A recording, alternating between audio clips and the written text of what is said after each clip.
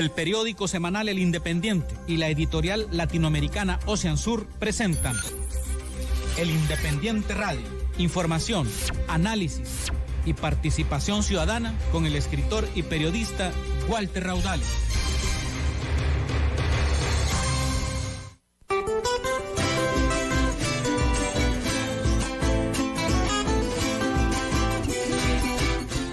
Hola, buenas tardes, ¿qué tal? ¿Cómo están?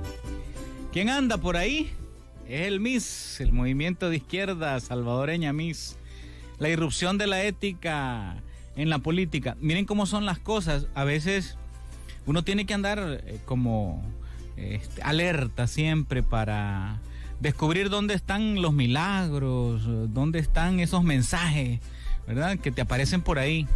Fíjense que recientemente hace más o menos una semana y media murió un fundador del movimiento izquierda salvadoreña MIS, don Víctor Morales murió. Y yo estuve en su sepelio, di unas palabras. Lo despedimos, fue uno de los fundadores del movimiento izquierda salvadoreña. Y hace unos minutos me sorprende, tocan aquí la radio, abrimos. Y bueno, ya para entrar al aire y se nos presenta un humilde trabajador salvadoreño que quiere sumarse al MIS, al movimiento, y su nombre es Víctor. O sea, sí. Entonces, claro, inmediatamente uno no repara, pero luego reparo y digo, bueno, se nos fue don Víctor, pero aquí nos viene otro Víctor. Está en línea con nosotros. ¿Qué tal, Víctor? ¿Cómo estás? Por aquí, buenas tardes. Bueno, ya me escuchaste, ¿verdad? Que perdimos un fundador, don Víctor, y ahora estás tú aquí, Víctor, que quieres sumarte al movimiento MIS, vienes a poner una denuncia, nosotros te recibimos con un gran abrazo y con mucho cariño. ¿A qué te dedicas, Víctor? ¿Tú qué haces? Me dedico a las ventas ambulantes en el centro de San Salvador en una carreta. ¿Sos vendedor ambulante en una carreta en San Salvador? Sí, en una carreta, sí. Sí. Y me contabas entonces que les están poniendo unas multas los del CAN y los están maltratando. Contanos eso, contanos. No nos quieren en la calle con carretas, y si nos miran con carretas nos ponen multas de 51 en adelante. ¡Qué barbaridad! No tomando en cuenta que andemos caminando o nos quedemos tal vez despachando. Ajá. Entonces ellos acuden nos piden el BIS, y si no les damos el BIS nos quieren quitar las carretas y para... Pues sí, porque por medio de eso nos quieren poner las escuelas. ¡Qué barbaridad! O sea, te han puesto... A un amigo que anda vendiendo conmigo, anda vendiendo en el centro, anda vendiendo lleno, lo detuvieron, le pararon, y él es de tercera edad. Sí. Es lisiado de una pierna. Qué barbaridad. Y para más y para mejor información, él es veterano de guerra también. Y le pusieron una multa de $40 los del CAM. Eso es una injusticia. ¿Y por qué zona ustedes se mueven? ¿Por qué zona se mueven? Nos movemos en lo que es la zona del Mercado 10, ahí en la zona del cementerio de los Ilustres. Ok, qué barbaridad. Indigna. Ahí por el lugar donde está la de Chaví Handel, y toda esa zona donde nosotros nos movilizamos. Claro. Pero ni eso quieren, que andemos ni caminando, porque aún con todo eso nos persiguen de esa manera, de una forma bien tiránica, ¿verdad? Bueno, a mí me indigna eso, Víctor. Me indigna, pero además me impresiona este milagro que yo estoy anunciando, que bueno, murió Víctor Morales y ahora vienes tú, Víctor, a sumarte al movimiento. ¿Por qué te llama la atención el movimiento izquierda salvadoreña, tú que eres un vendedor ambulante, y los otros compañeros que me has contado? Necesitamos también tener un respaldo para las denuncias que injustamente se dan, de acuerdo a la persecución al trabajador. Sí. Porque está bien que no nos dejaran trabajar, pero que nos dieran por lo menos siquiera una pensión mensual para que así nos dejemos de andar aquí en la calle, como ellos dicen, estorbando, ¿verdad? Claro. Bueno, Víctor Rivas, bienvenido al movimiento izquierda salvadoreña, Víctor. Eres un trabajador. Tenemos que organizarnos ahí con tu gente. ¿Tenés más vendedores ambulantes que los podamos organizar aquí en el MIS? Sí, seguro. Yo voy a platicar con ellos. Vaya, hay que organizarnos. Pues sí, porque es necesario tener un apoyo de algo, ¿verdad? Hay que organizarnos. Yo me comprometo con todos los del movimiento también a formarles, a darles escuela política, a prepararnos para eso. Bienvenido entonces al movimiento y bienvenido a esta lucha, Víctor. No hay que, ¿verdad?, cruzar los brazos y esas esquelas hay que ir a pelarlas, hay que defenderlas. Vamos a ver si buscamos algún abogado que nos ayude para no pagarlas, ¿va? Que es una injusticia eso. Un abrazo, Víctor, que la pases bien. Muchas gracias, buenas tardes, gracias por darme la oportunidad de expresarme a la audiencia de Maya Visión. Gracias, estamos a la orden. Un abrazo, cuídate mucho. Es Víctor Rivas, que bueno, vino aquí a buscarnos y yo caí en cuenta, ¿no? Se nos va un Víctor, viene otro Víctor. Es milagro eso. Así son las cosas. Y bueno, rápidamente, ¿no? Así comenzamos el programa hoy, 1 de diciembre. Yo no sé cómo está el equipo, yo lo veo bien activo ahí en cabina. ¿Cómo están esas consolas, esas redes? ¿Cómo está la cosa ahí? Al 100, Walter, al 100. Como siempre, al 100. Bueno, eso me llega. Al 100. A las 1:15 vamos a tener un invitado. Vamos a hablar hoy con Igor Villalta, autor del libro Varía Negra, excombatiente. Echa su historia, su testimonio de su lucha. Vamos a darle el tiempo. Habíamos pensado solo media hora, pero después de estar leyendo el libro yo creo que amerita los 45 minutos. Así que estos minutitos que nos quedan para introducir el programa, introducir también el libro en esta aula literaria, pero yo quisiera darle unos segunditos, ¿verdad?, también para que ustedes lo tomen en cuenta. Miren, estoy sorprendido de cómo las cosas que hemos ido hablando nosotros aquí están sucediendo, aclarándose un día tras otro. Bueno, lo de la tortura, que aquí lo denunciamos también en los centros penales, pero miren, publicó ayer esta agencia británica, agencia del Reino Unido de noticias, se llama Reuters y se escribe Reuters, escribe una nota impresionante. Ahí está exactamente detallado cómo funciona el ejército digital del gobierno y cómo estos troles y estas propagandas, ¿verdad?, se han activado como una gran maquinaria mediática dentro de esa guerra de la comunicación. Entonces, yo les he venido planteando, yo les he venido explicando, les he venido diciendo que es una guerra comunicacional que tiene todas estas aristas. Lo he venido explicando desde que está el programa, insistiéndoles en que ese es precisamente el punto. Y esa nota es bastante larga. El martes lo vamos a abordar, ese tema a profundidad. Pero esta nota de que una agencia de noticias seria, ¿verdad?, habla de esa maquinaria mediática con esas palabras. Dice, la maquinaria mediática ha empezado a generar preocupación a Washington. La maquinaria mediática del gobierno de El Salvador. Hay un documento interno del Departamento de Estado de los Estados Unidos que tuvo a la mano pues esta agencia de noticias y que ya mapearon este ejército digital aquí en El Salvador. Y ellos lo dicen aquí en el documento. Claro, el documento tiene 9 páginas. Yo los estoy contando rápidamente, como introduciéndolo para decirles, miren, lo vamos a tocar, pero así está esto. Y en el documento establece que la estrategia es, 2 puntos, abro comillas, inundar El Salvador con propaganda, demonizar a las instituciones encargadas de desacreditar esa propaganda, como los medios de comunicación o la sociedad civil, etcétera, y dominar las narrativas públicas y reprimir la disidencia. Así está, entre comillas. Así está, exactamente. Entonces eso lo tiene el Departamento de Estado, ya lo tienen mapeado. Bueno, y ellos lo expresan así. Es una gran operación comunicacional. Dice que esta empresa Reuters entrevistó a cerca de 70 personas, algunos que han estado dentro de ese ejército digital, y dan los detalles, ¿verdad? Ese documento dice que el gobierno utiliza granjas de bots. Bots son como robots digitales, pues gente que escribe pero que no existe, que son bots, son precisamente esos robots, ¿verdad? Que actúan a través de un algoritmo y están enviando mensajes, pero no existen esas personas. Y tienen cuentas en Twitter, cuentas en Facebook, cuentas en Instagram, en TikTok y todo, pero son pagados, son bots, ¿verdad? Esos robots digitales.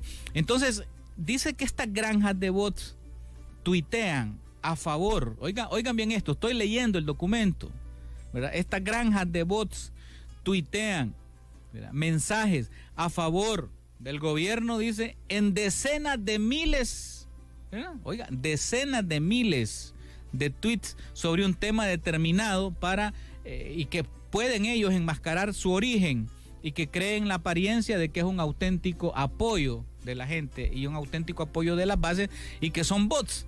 Y oigan bien esta cifra exagerada. Dice que en los últimos meses se crearon 55,000 nuevas cuentas de seguidores, ¿verdad? Por supuesto de la cuenta oficial del presidente. 55,000 nuevas cuentas, y que según el informe, justo después de que los jueces recién nombrados allá en la corte esta del golpe judicial despejaron el camino, se crearon otras cantidades de decenas de miles de cuentas. Bueno, hay muchos datos aquí, hay muchos datos. Dice que la agencia de noticias Reuters rastreó el origen de estos tweets, de cientos de miles de tweets, ¿verdad? Lo rastreó para descubrir cuáles son las coordenadas geográficas, porque en algunos tú los puedes detectar ahí, específicamente de dónde se han originado. Váyanse de espalda.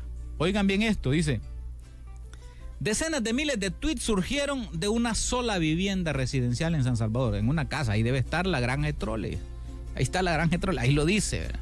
Entonces, las personas que han hablado bajo anonimato, y ahí está, son 9 páginas, no lo puedo leer, pero hay que comentarlo, porque aquí está la explicación de lo que yo he venido diciendo, bueno, de puro análisis, de pura interpretación, pero ahora aquí está el documento,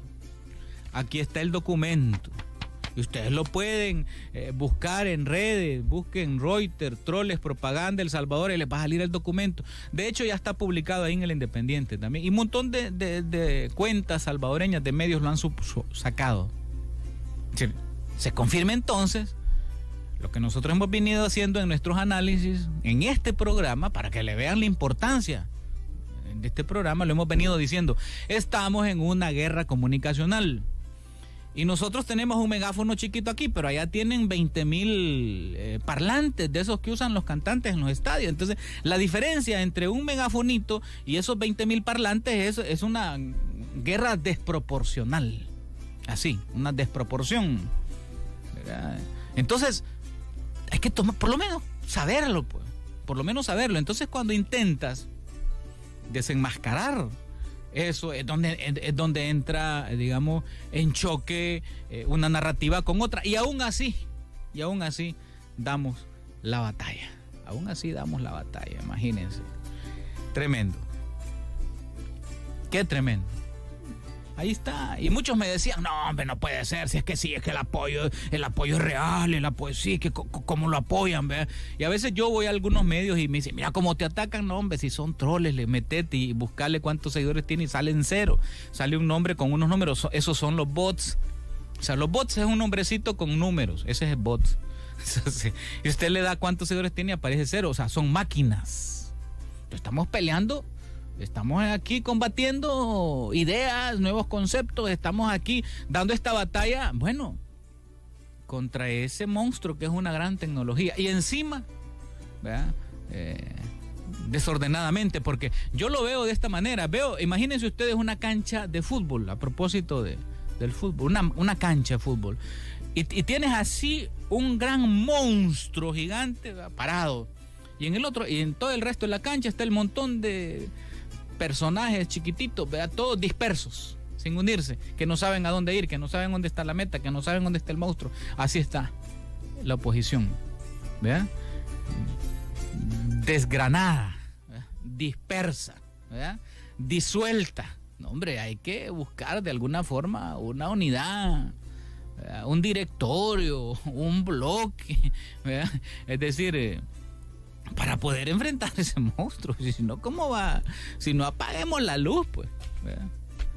Vamos a seguir discutiendo este tema, porque ustedes tienen que conocerlo a profundidad. Ya se los habíamos insinuado nosotros. Y bueno, no es que me alegre saber esto, no. Lo que me alegra es que no andábamos perdidos en nuestro análisis. No andábamos perdidos.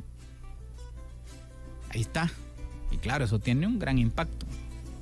Todavía me acuerdo cuando algunos de la dirigencia de las 4 letras y la estrella, yo les decía, es la comunicación, invirtamos aquí, metámonos por acá, nada.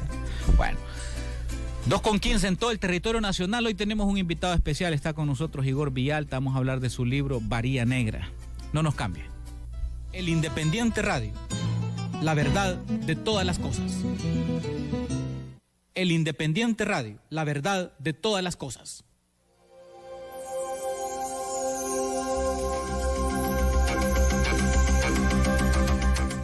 Dos con 16 minutos. Vamos a darle toda esa vestimenta de literatura, Frank. ¿Ah? Ya que estás al 100, que me dijiste que estabas al 100, vamos a darle esa vestimenta del aula literaria, con esa, tenés el sonido de que suena el ring del aula literaria para que los oyentes sepan que entramos a otro momento. ¿Ya? Estamos aquí en este segmento, que siempre lo dejamos como 3 minutitos, 4 al final. Hoy es al revés, vamos a darle un buen tiempo al aula literaria aquí en el Independiente Radio.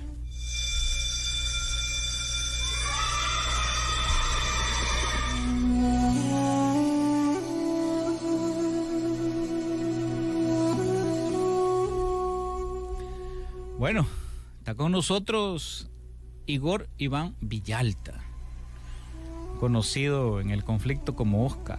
¿Ah? Así es, Igor. Bienvenido, Igor. ¿Cómo está? Un placer. Acércate un poco más ahí, acerca a la radio. Sí, excelente.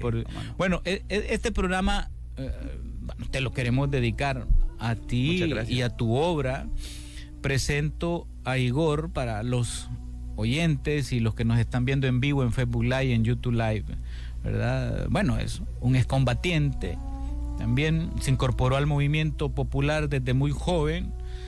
Su padre, Hugo Villalta Valdovinos, fue fundador del Partido Demócrata Cristiano, PDC, y desde entonces le proporcionó esa oportunidad de conocer de cerca los pensamientos de Maferrer, de Roque Dalton, de Marianela García Vilas, de Milagro Ramírez, de los Zamora, etcétera. O sea, en ese mundillo se crió Igor Iván.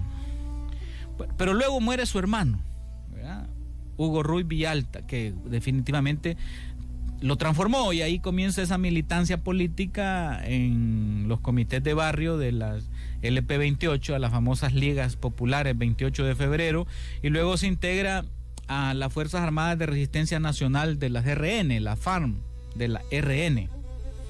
Bueno, ahí estuvo, ahí combatió, y ahí estuvo en este lugar, Varía Negra, ¿verdad? Que es un cantoncito por allá perdido del país, de la geografía del país, que algunos quizás ni nunca habían oído mencionar. Varía Negra, así es el título del libro, Varía Negra, ¿verdad? Y bueno,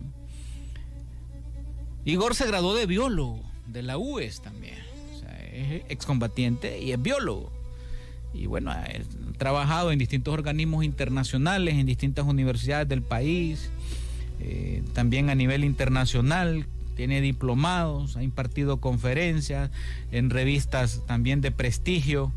Bueno, y está con nosotros, Igor, porque escribió este libro titulado Varía Negra. A mí me llamó la atención y empecé a leerlo, hablamos, y le dije, mira, vamos a ir al programa para que platiquemos ahí. Así que bueno, con esta pequeña introducción, Igor, bienvenido.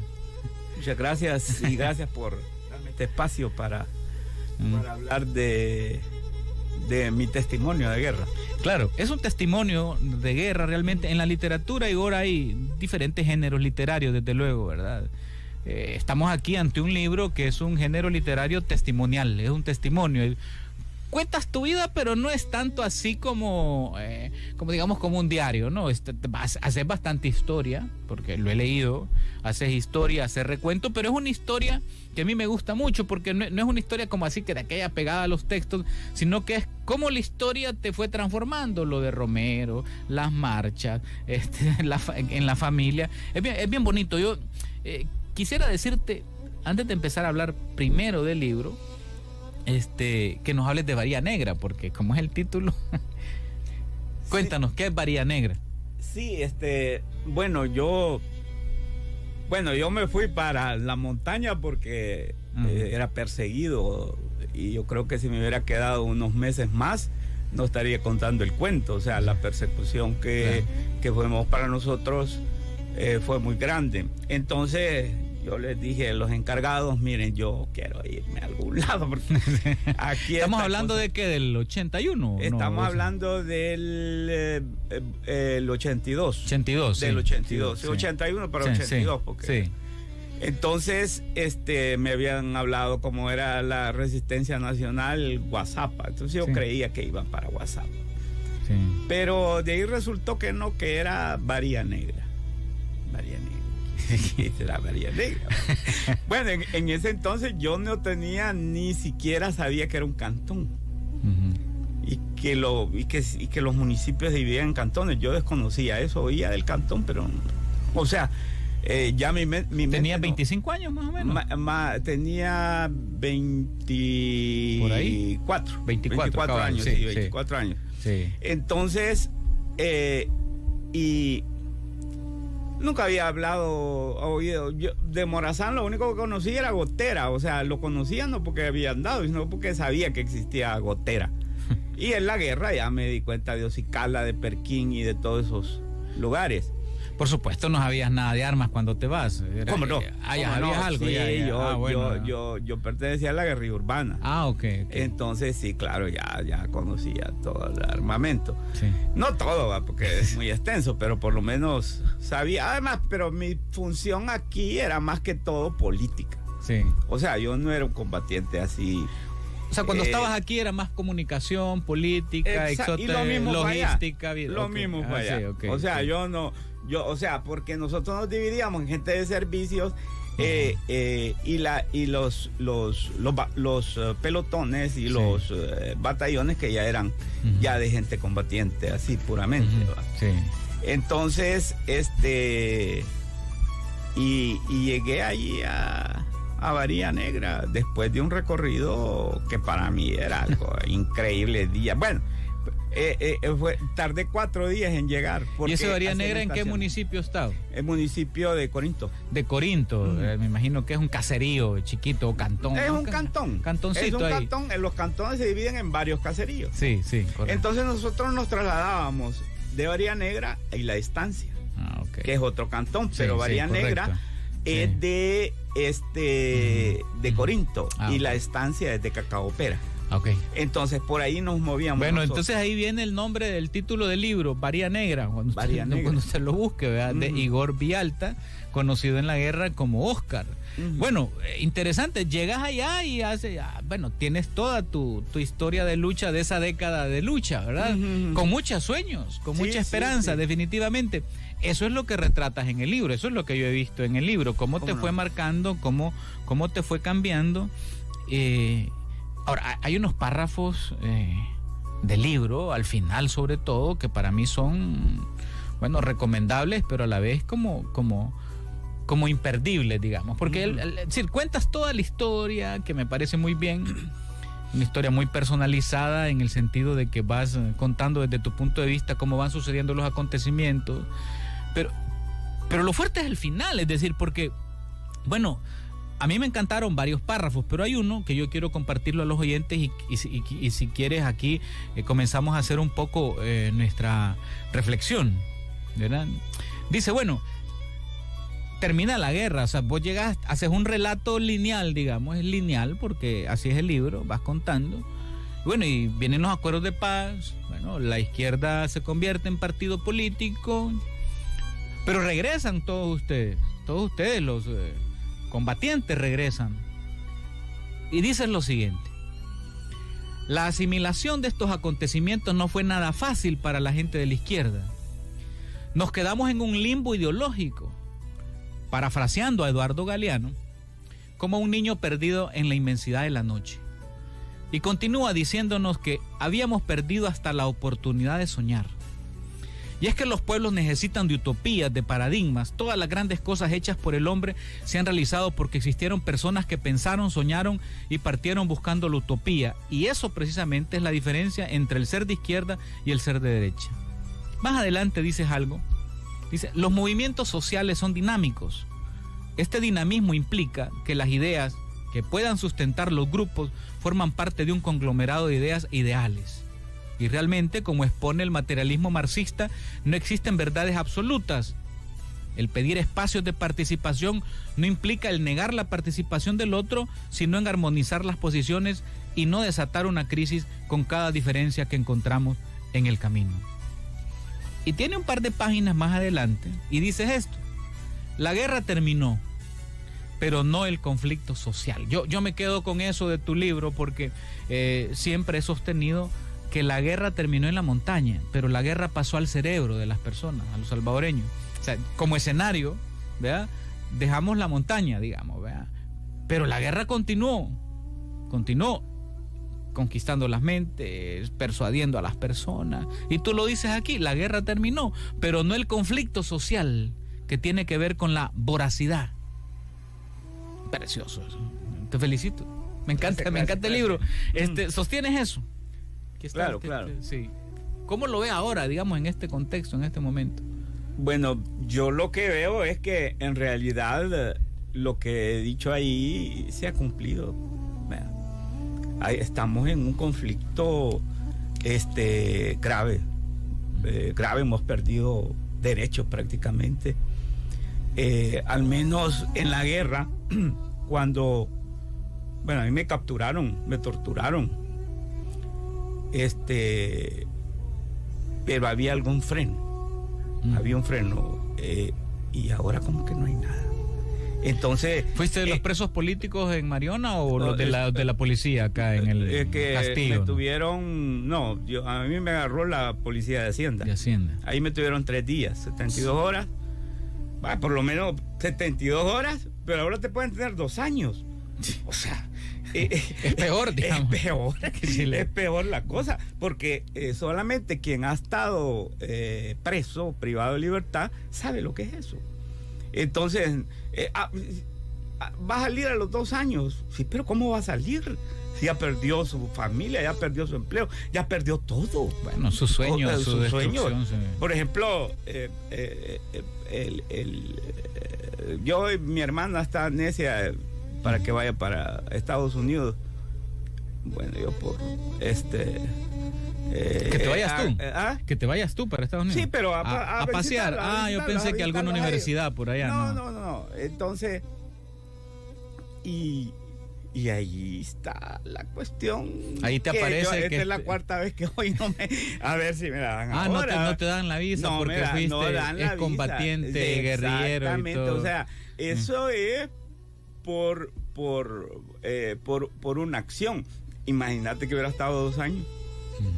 O sea, al individuo lo destruyen, o sea, te destruyen política, socialmente, quedas destruido ya con una situación de esas. Levantarse de algo así es sumamente difícil. Mira, Igor, a mí me interesa escucharte porque tu trayectoria es, digamos, muy aleccionadora, esa sería la palabra. Deja muchas lecciones, ¿verdad? Fuiste combatiente, ahora sumas esto, estuviste torturado, estuviste preso, fuiste liberado, luchaste, te formaste, te hiciste biólogo, ahora sos profesor, sos investigador, conoces esos caminos de universidades internacionales, es decir, hay todo un camino de lucha y de formación y de repente ver este país en lo que ha caído, ¿cómo te sientes? Mira, tendría que sentirse uno decepcionado muchas veces, sí. Porque supuestamente todo el esfuerzo que hicimos todos los jóvenes de aquella época era para tener un país mejor, era para que nuestros hijos se puedan desarrollar en paz y en tranquilidad, por lo menos lo que se pueda, que no sea un gobierno arbitrario que hace lo que le da la gana, que te puede meter preso por cualquier cosa que se les ocurra, que te espían, ¿verdad? Porque ahorita estaba leyendo ahí que hay una demanda en contra para que les digan cómo fue eso del Pegasus. El espionaje el espionaje de Pegasus. Sí. Entonces, esas cosas no... ahí hay que invertir mucho dinero. Que yo creo que una persona sola no la tiene. Y tiene que participar el Estado. Y eso es algo que perjudica a toda la sociedad, porque quieras o no, habíamos venido con una libertad de prensa, libertad de información, libertad de opinión, y hoy la gente tiene miedo. Y eso no es bueno para nada. No es bueno para... Ya uno piensa, bueno, y entonces mejor que mis hijos se vayan, porque aquí no se puede vivir. Y eso ya lo tenemos. Sí, claro. Ya lo tenemos con las cantidades récord de gente que se va del país. Sí, es tremendo. Y se va precisamente por eso, porque vos necesitas, o los países necesitan, para que se desarrollen, para que avancen, una seguridad jurídica, una seguridad legal. Por ejemplo, cuando a mí me capturaron, ¿cómo se llama? El cargo que me ponían era de acciones terroristas. O sea, yo ante ellos era un terrorista. ¿Me probaron alguna vez? Nada, absolutamente nada. Entonces, cuando yo vi ahí la minuta de toda la cuestión, ¿qué? Unos inventos, eran inventos, puros inventos. Entonces... ¿Y las RN qué pasó, Igor? ¿Qué está? ¿Se disolvieron? ¿Ya no se volvieron a reunir? ¿Qué se hizo Sancho? ¿Qué se hizo? Supe que era profesor en la Gavidia, ¿verdad? Y algunos otros liderazgos también. Bueno, tuvieron un rol importantísimo también, porque aunque no eran uno de los frentes guerrilleros como más grandes, dieron buenos aportes. Sí, mira, ese es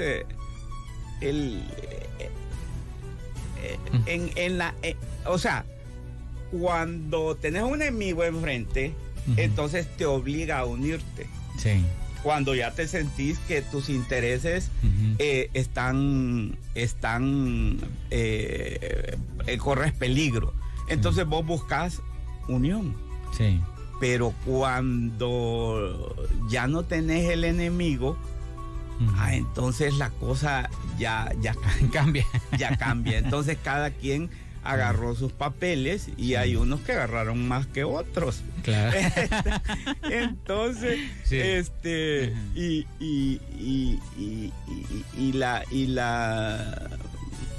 Yo siento que como FMLN se tomaron la marca. Sí. Se tomó la marca y como que solo les importaba la marca, ¿me entendés? Sí. No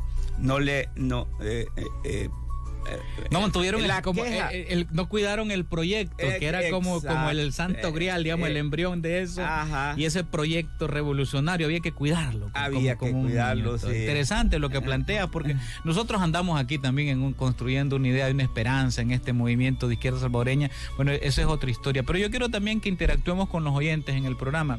Son las 2:33, hacemos una pequeña pausa y al retorno abrimos los teléfonos, las redes también, para que interactuemos con Igor, le puedan llamar, preguntar, y seguimos aquí en la plática de esto del libro. Muy buen libro, te salieron bastantes páginas, Igor. Sí. Vean, casi 400 páginas, sí. pero se disfrutan, te digo. O sea, se disfrutan y tienen un gusto. Me encanta, porque no abusas de las citas, ¿verdad? El relato es fresco. Qué bueno, te felicito por eso. Ya regresamos. El Independiente Radio, la verdad de todas las cosas. El Independiente Radio, la verdad de todas las cosas.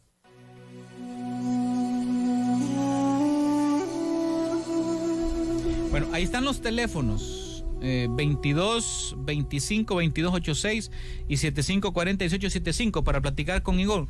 Aquí te saludan, mira, en redes sociales, Igor. Dice Carlos Martínez, te mando un saludo. Dice, saludos al gran Igor y provechosa tarde aquí desde la trinchera del trabajo, dice Carlos Martínez. También Wilber dice, saludos con todo a desenmascarar, dice, las mentiras, este pueblo se va a levantar pronto contra la corrupción. Buenas tardes, pendiente desde Maryland, Danis Díaz. Está bien, ¿no? Hay participación ahí que están con eso. Qué bueno, se están saludando ahí, Igor, todos. Mira, yo quiero aprovechar para entregarte este libro, para que lo rifes entre los... Ahí verás cómo lo rifas, si lo haces ahora o lo haces después. Pero para que alguien lo pueda obtener, ¿verdad? Y y poder disfrutar. No, vamos a rifarlo ahorita entre los oyentes, ¿verdad? Bueno, que nos envíen un mensajito rápido al 7540-1875. Yo deseo el libro nada más, deseo el libro de Igor, pongan en el mensajito, que puede ser de WhatsApp o de texto, y lo vamos a rifar entre los que nos manden el mensaje y también entre los que nos escriban. Bueno, nos escriben aquí, dice, buenas tardes, felicidades por el libro. Nos están hablando de distintos temas, datos. Bueno, aquí están ya escribiendo. Un mensajito, deseo el libro de Igor, dice, ya nos escriben aquí el número, terminación 78. Repito el número, 7540-1875. Solo tienen que escribir, deseo el libro de Igor. Ya tengo aquí 5, mira, ya está Vladimir F. nos está escribiendo. Otro amigo. Bueno, vamos a hacerlo entonces, faltando unos minutitos al final. Eso sí, el que se lo gane le voy a llamar por WhatsApp o por línea. Ojalá tenga redes ahí. Si contesta, se lo damos, y no se lo damos al siguiente, ¿verdad, Fran? Ahí estamos, y que sigan escribiendo, ya van varios ahí. Bueno, gracias, porque se van a sentir contentos los oyentes. Pueden sumarse también por teléfono, que les dije el fijo, 2225-286, y por el celular, y le vamos a dar un numerito ahí, y luego lo participamos entre los que llamen durante estos 20 minutos que nos quedan. Hablando con Igor Villalta, autor del libro Varía Negra, excombatiente de las RN, escribe su historia y reflexiona al final del libro sobre todo este proceso. Y eso es precisamente lo que yo quiero tratar de sacarte, digamos, de toda esa vivencia que vos tuviste. Llegamos a este momento. Los momentos sociales, dices tú, son dinámicos, y este dinamismo implica, bueno, que las ideas para sustentar grupos, dice, bueno, tienen que exponerse, ¿verdad? Y sin temor, porque la guerra terminó, pero el conflicto social no ha terminado. Entonces, si terminó la guerra y el conflicto social queda, ¿por dónde seguir, Igor? ¿Qué hacer? Esa es la pregunta. Mira, yo siempre comparo, sí, en la época de que estábamos en guerra y la época actual. Sí. Y uno de los graves problemas que yo veo es que perdimos la organización social. Cuando estábamos con el conflicto, en el conflicto toda la gente tenía una organización, y se dividía, bueno, nosotros que éramos la guerrilla, pues, pero había movimientos de presos políticos, había movimientos de intelectuales, de partidos políticos, había una cantidad de iglesias, había una cantidad de organización, universidades, etcétera, etcétera. Entonces, yo en el conflicto conocí a gente que era, por ejemplo, en la ofensiva. Yo participé en las dos ofensivas, en el del 81 y el 89. En la ofensiva, organismos creados por Estados Unidos para el país, y ahí habían guerrilleros.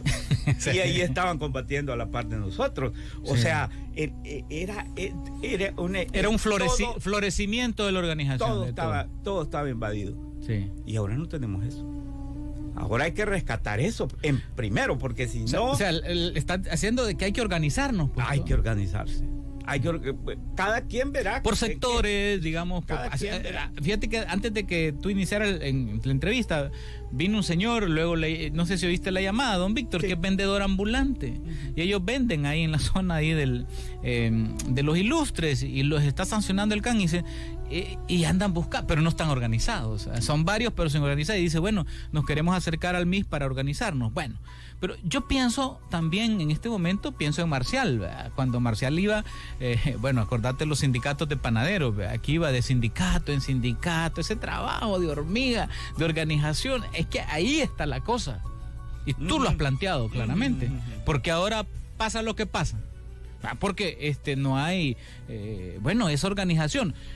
Yo en mi análisis con esto de las pensiones que acaban de tirar, que resultó ser un timo, esa es la portada nuestra del Independiente, han timado a los trabajadores con esto, pero yo estoy atento, fíjate, cada hora que yo logro ver cómo están las noticias y las redes, yo veo a ver si ya los sindicatos convocaron a marcha, porque aquí es ahorita donde se va a ver claramente si... O sea, no, los sindicatos no es que vengan y den una conferencia de prensa. Está bien, hay que darla. Quiero verlos si van a ir a la calle. ¿Sí o no? Fíjate, y son cuestiones de horas, Igor. Porque yo lo estoy midiendo.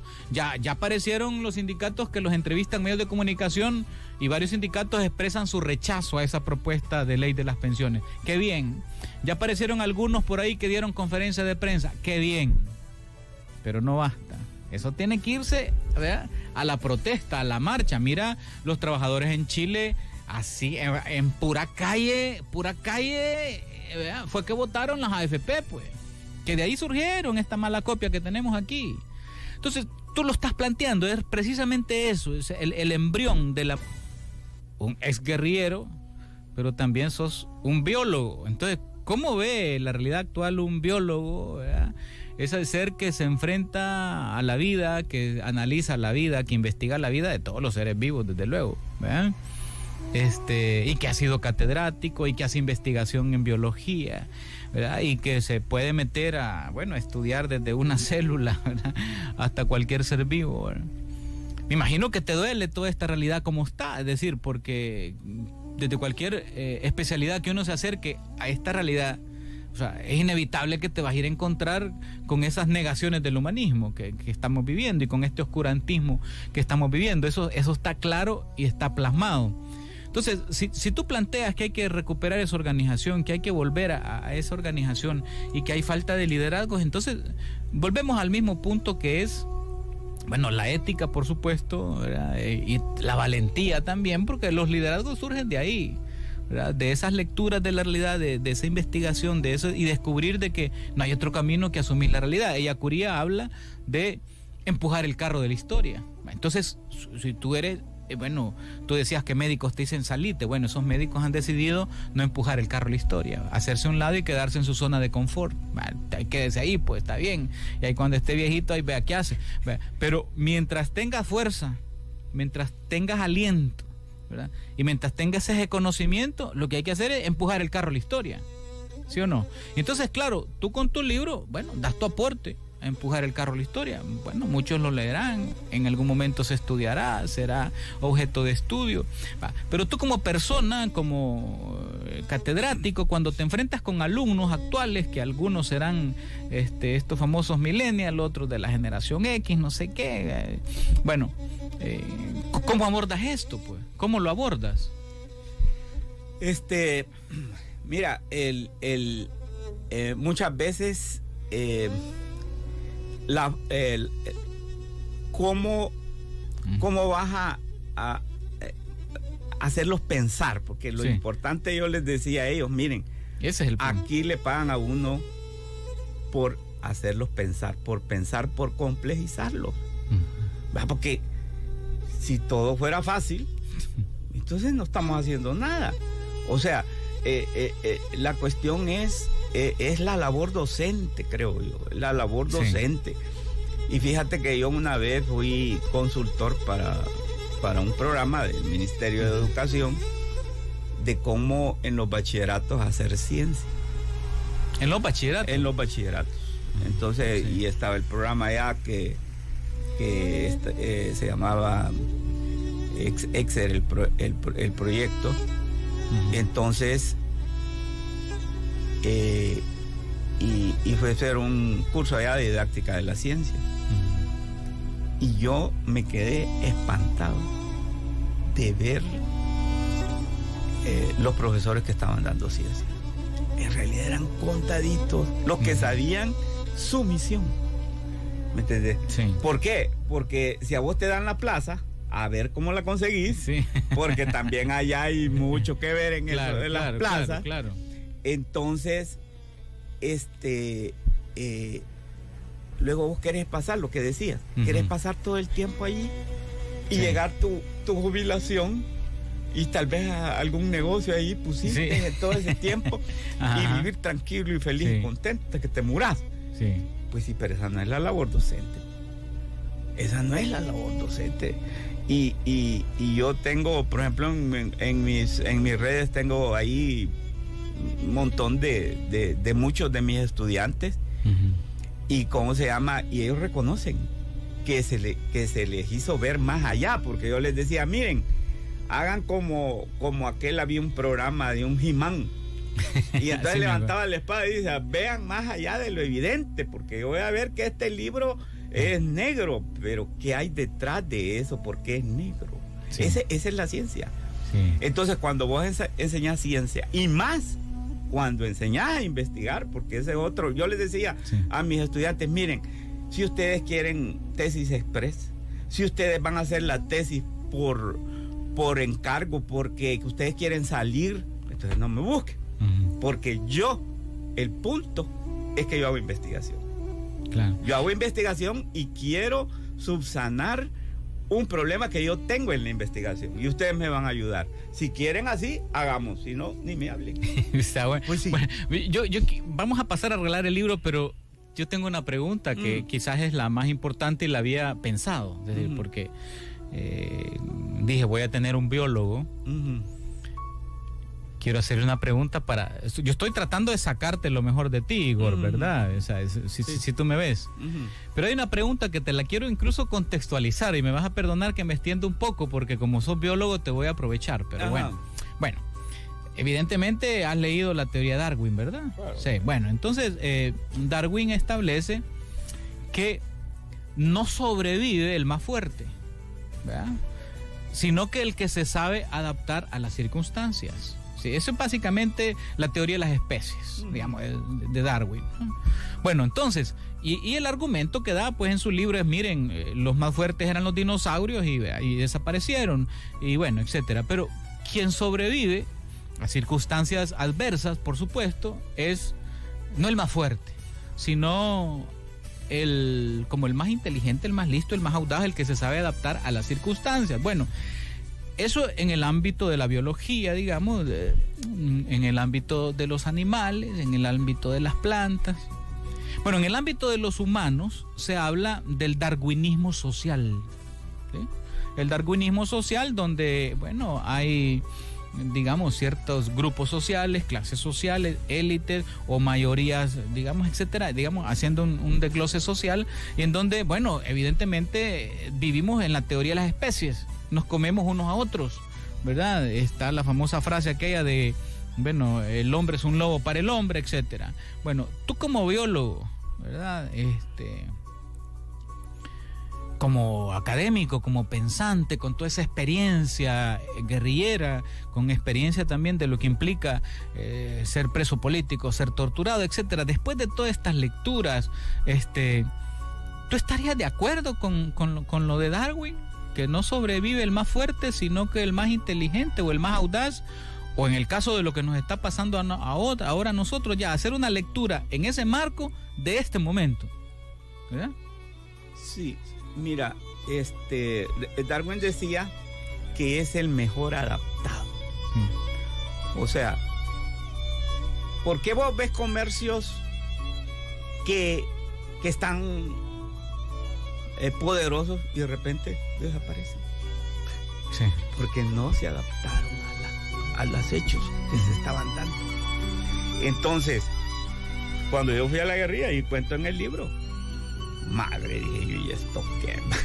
Teníamos unos cuantos hombres mal armados, con chirajos prácticamente, y dije yo, y todo el poder del ejército, como que uno se ponía ahí a la perica, como y el ejército con aviones, con bombas puchampules. Bueno, igual podríamos ver ahora con este gobierno, sí, cómo está este gobierno, sí. Y que uno dice, no, es invencible, sí, y que no va a pasar nada, no se le puede derrotar, mejor no participemos en elecciones, dicen ya los derrotistas, que esos son los derrotistas. Exactamente, pero allí yo poco a poco, y lo mismo cuando ya voy aprendiendo de la experiencia. Y uno de los puntos claves donde se puede ver, yo les recomiendo que lean la batalla de San Felipe. La batalla de San Felipe yo monitoreé desde que el ejército estaba saliendo de Gotera, porque yo estaba en inteligencia militar. Sí. Yo captaba las comunicaciones. Entonces, y yo le dije a toda la gente, ahí viene esto y el otro y aquí y allá va. Y a preparar la emboscada. pero la gente que combatía eran como 60 hombres nada más. ¿De ustedes? De nosotros. Sí. Y el ejército venían como 300. Te pasó lo de los cartagineses con Darío, te pasó sí, ahí. Ahí venían con artillería, con todo, con apoyo aéreo, con todo, blindados, con todo lo que vos te imaginas. Sí.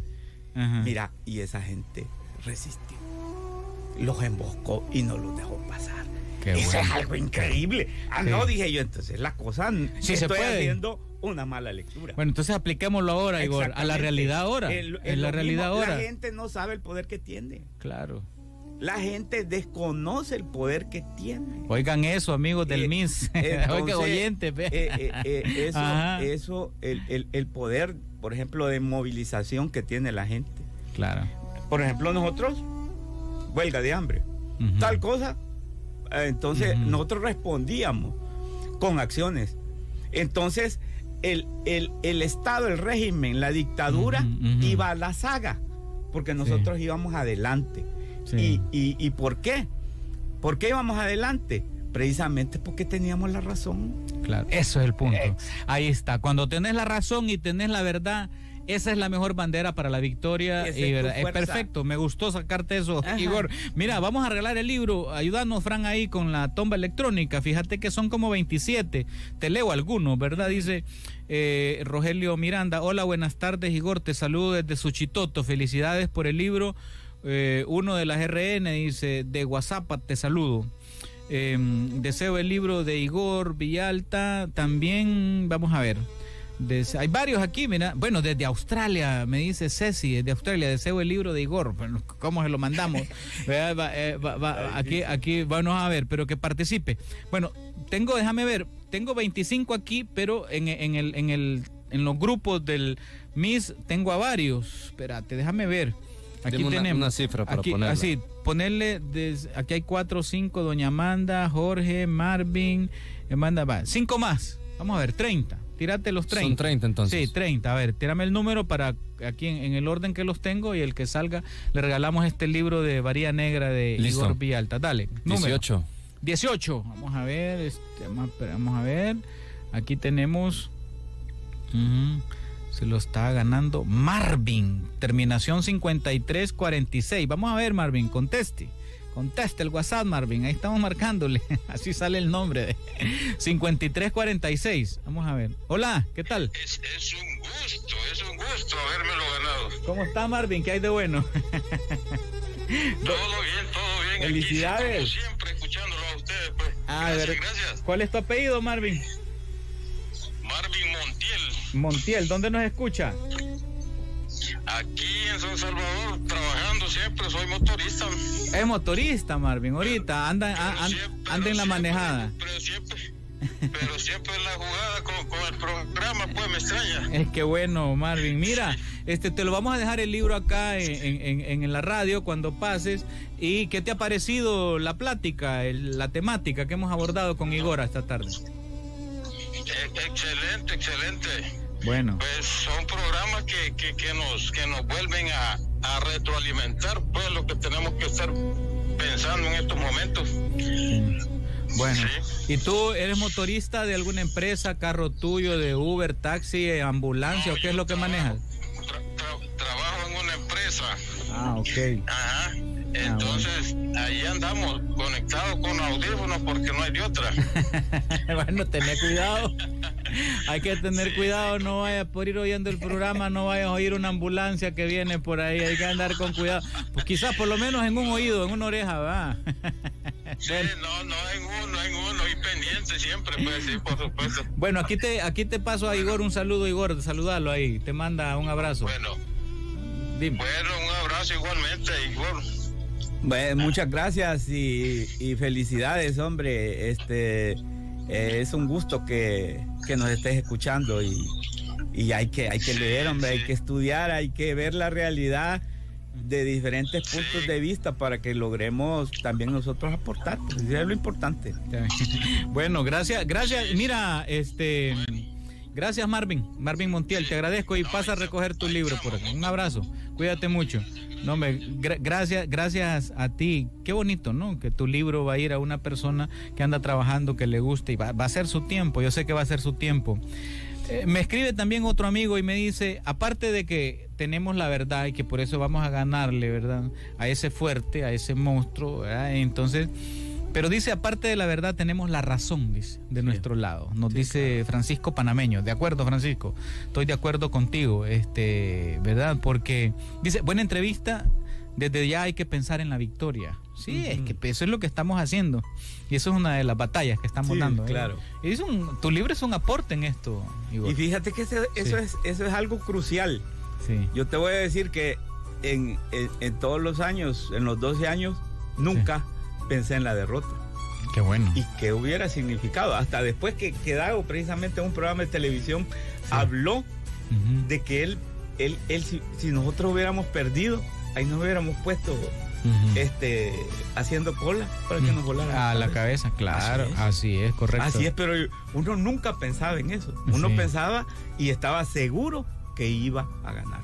Eso es parte del espíritu que tenemos aquí en el programa y en el movimiento también Izquierda Salvadoreña y en este programa El Independiente Radio. Estamos seguros que hay que construir una esperanza y que esa esperanza tiene que motivar a la gente y la gente se tiene que sumar y la tiene que hacer propia también para salvar esta democracia, para salvar este país, para salvar esta patria, para construir, ¿verdad?, un país diferente, un país viable.